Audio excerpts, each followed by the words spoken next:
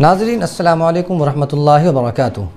آئیے دن بھر کی تمام بڑی خبروں پر نظر ڈالتے ہیں۔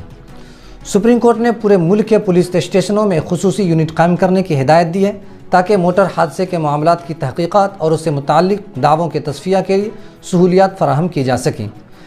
ریلوے بورڈ کے ممبر انل کمار لاہوٹی نے آج ریلوے بورڈ کے نئے چیئرمین CEO کا عہدہ سنبھال لیا۔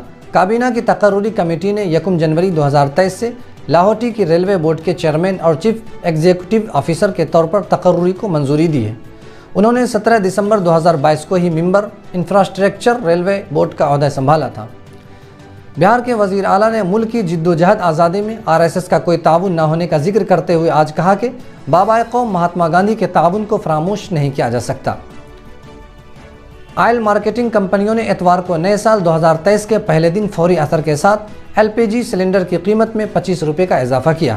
اس کے ساتھ ہی کمرشیل LPG سلنڈر کی قیمت 1769 روپے ہو جائے گی۔ تاہم گھریلو LPG کی قیمتوں میں کوئی تبدیلی نہیں ہوگی۔ اس پر کانگریس پارٹی نے مودی حکومت کو حکمراں نظام کی طرف سے نئے سال کا تحفہ قرار دیتے ہوئے اس پر طنز کرتے ہوئے کہا کہ نئے سال کا پہلا تحفہ ہے۔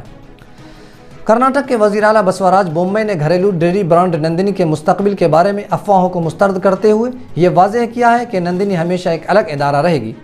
بومئی نے اتوار کو اپنے رہائش گاہ پر صحافیوں کو بتایا کہ امول کے ساتھ الحاق کی فی الحال کوئی تجویز نہیں ہے۔ یہ غلط فہمی ہے کہ نندنی امول میں ضم ہو جائے گی۔ کسی کو قیاس نہیں کرنا چاہیے اور تنقید نہیں کرنی چاہیے۔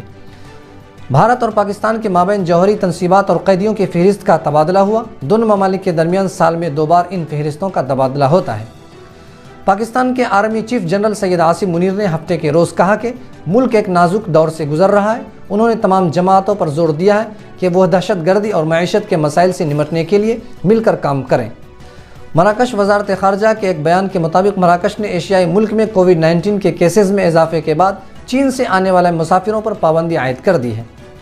قومی دارالحکومت دہلی کے گریٹر کیلاش 2 علاقے کی ای بلاک میں آگ لگنے سے 2 لوگوں کی موت ہو گئی۔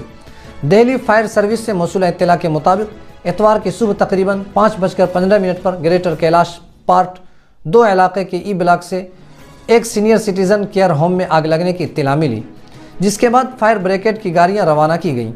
جس کے بعد فائر بریگیڈ کی 4 گاڑیاں موقع پر پہنچ گئیں اور تقریباً 1 گھنٹے کے محنت کے بعد آگ پر قابو پا لیا گیا۔